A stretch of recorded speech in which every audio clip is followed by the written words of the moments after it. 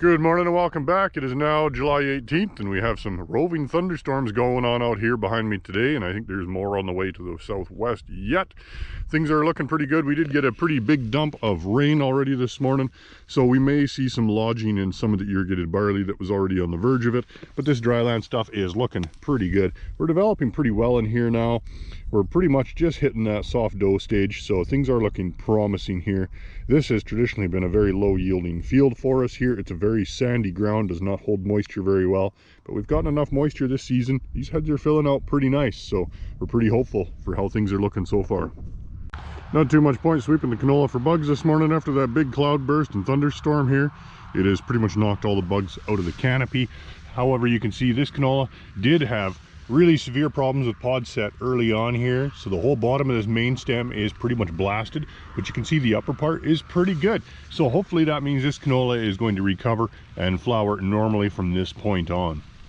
Well, we're on thunderstorm about number 5 now this morning. I think I'll just wait this one out. It'll be gone in 5 minutes before I walk the field. Well, I've run down to Coalhurst to take a look at some fields. I heard reports of hail moving through here in picture Butte, and definitely there has been some hail here. So right now it's, you know, getting down to about pea size. It was probably originally a little bit bigger half an hour or so ago. But you can see these Canada thistles even are just stripped down to almost absolutely nothing. And the barley in this field, I'm sorry to report, is basically a total loss. It looks like a big weed eater came through here. Even these, like these were tillers that were underdeveloped. These were probably just in boot stage, and they've just been absolutely decimated. The larger, more developed heads are all chopped up in pieces down here. Not nice to see. This is quite the mess. All these poor little baby oats that were at the 2 to 3 leaf stage just got hammered really hard too. Hopefully they will regrow with little to no damage. Hopefully the growing points were still down near the crown. They might be okay, but we'll know more in a few days. Looks like that core of the storm was only about a half mile or so wide. Once I get about a half mile south from where I was before, you can see here we do still have some kernels remaining on the heads. Many of them are stripped pretty bad. Some are broken, but others are still in relatively decent shape. So still a pretty catastrophic loss. You know, this field, the yield will be drastically reduced on it now. Well, this canola field was formerly in full bloom, and while it didn't get a super heavy amount of hail, just the violence of that rain coming down has knocked a lot of the flowers off. But what we're seeing now, or what we're going to be looking for now, is damage on the pods. Now it's pretty early for it to be showing up right now, but you can see right here on the stem kind of that mottled appearance there. So that is bruising from hailstones, and these tiny little pods are going to be very susceptible to that as they develop. If these pods get hit at this stage, they probably won't make it. You can see this one here has a couple bruises on it, so we'll keep looking. I'm sure there's worse fields out there than this one. Here you can see there's not a whole lot left of this cornfield. Now technically in this stage, the growing point of the corn is up in the stalk here, and as you can see, this stalk has it looks like it's been shot with a shotgun. It is just completely full of holes and bruising, and I don't think it's going to be coming back from that. You can see that tassel inside is just absolutely pulverized, and the stem was basically shot through. A lot of these are busted off, they're on the ground, there's no leaves left. Will it regrow? Well, it might make an attempt, but I don't think that attempt is going to be very successful given the short growing season that we have for corn in this area. Here you can see this canola was hit pretty hard here, right, especially on the edge of this field. This stuff really took the brunt of it, and you can see we do have broken, severely bruised stems. So these are basically going to be at extremely high risk of disease now. They are going to attempt to regrow, but this whole upper part of the plant here is pretty much going to be done for. A lot of these smaller stems are cracked, broken. Pods are cut in half in a lot of cases here, severely damaged and bruised. So I'm afraid there won't be much left from those. This field was almost done out of full flower. It was just coming down from full flower, and you can just see how much damage is in here. It's just absolutely savage. Now, typically when we get hail damage like this on canola, the discussion turns to fungicides relatively quickly. Now that we have a bunch of open wounds and bruising on the stems, the canola becomes very susceptible to both blackleg and sclerotinia. So in this case, this field was sprayed with a fungicide at the start of flowering about 2 weeks ago now. So that fungicide has pretty much worn off. So it would be a good time to come in, hit this with another fungicide. Could potentially throw in plant growth promoting solutions as well as nutrient packages.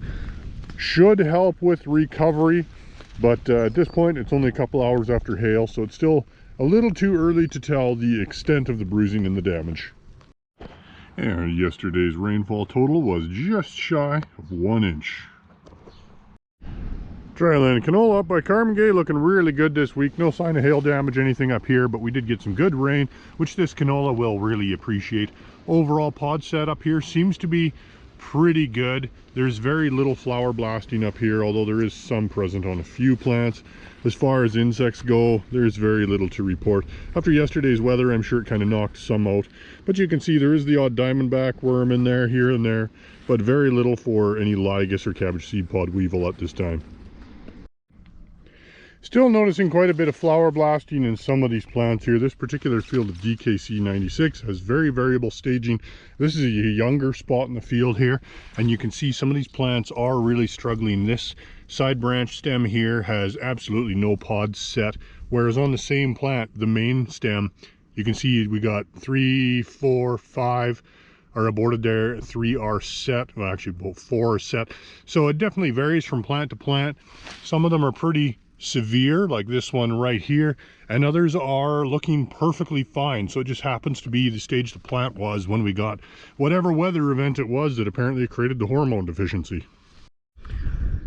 Well, I'm back in that canola field that last week was showing almost 100% failure of flowering. Now it is doing significantly better. A lot of these plants now in the last week, they have been successful at setting pods. There is still probably a higher than average percentage of flower abortion. You can kind of see on some of these older tips and main stems from last week, they were successful towards the end at setting some pods, but still not great. This younger side branch here is pretty much 100% loss. And this one here, you can see it would only manage to set a couple pods all the way up. And flower structure at the top is still somewhat unusual, but still we are looking a lot better than we were this time last week. This is always one of my favorite weeds to show every year, the showy milkweed. So right now we are in full flower. It will develop really distinctive seed pods later on. It does really well at the edge of fields and even in fields. Can be notoriously difficult to control in crop. Usually glyphosate is going to be your best bet, and of course identified by the thick latex sap inside the plant. Well, some of this corn by Lethbridge is doing pretty good now. This camera is at my head level, so this is pretty much 1 lisle tall now and looking not too bad. However, Monday's storm did do a little bit of damage in here, not really any hail damage or anything, but you can see some of it has lodged a bit. So there is the odd broken stem here and there, and there is quite a few are kind of leaning over. Now these ones that are leaning over will pretty much try to straighten themselves back up again, and they will try to produce an ear, but whether they can actually stand up under their own weight with that bend remains to be seen. Well, these lentils down by McGrath are looking pretty good now. We're starting to fill some of these lower pods here. Top pods are still pretty small and they are still actively flowering. We are still having some nodulation on the roots is still present, so that is looking good. Still nice and short, but lentils really never get very tall generally. Come on, you can do it!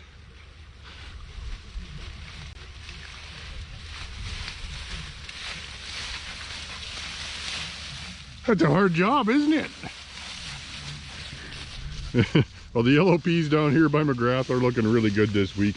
They are still flowering. You can see we do have 1 or 2 off types of peas in here as well with some purple flowers. But we do have very good pod development. Lots of really nice pods kind of developing down here in the lower canopy. So things here are looking really good right now. Raspberry crop here is looking really good this week. We're flowering, setting raspberries. Looks great. Can't wait until these guys ripen and I can come in here and steal some with my bucket. Checking out that hail damage 4 days post hail now, and you can see the oats are coming back really good. There's going to be minimal, if any, stand loss at all, although it will have slowed down staging a bit. And in the hailed out barley, it's kind of a similar story. We are starting to see some regrowth down here, so you can see we do have some new leaves. New tillers are just barely starting to form. A little too early to see exactly the extent of it, but it looks like quite a bit of it is going to regrow. However, the staging is of course going to be very delayed. Still a bit too early to determine whether these cornfields are going to regrow to any degree really or not. Some of them are beaten up so badly that I think they're about hopeless, but others, like this one here, looks like it is going to attempt, like it's still pushing out those leaves, so it is still growing.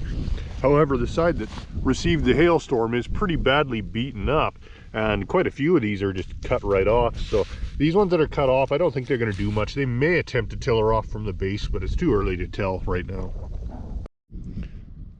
Some of these hardest hit canola fields are starting to reflower a little bit and start to develop again.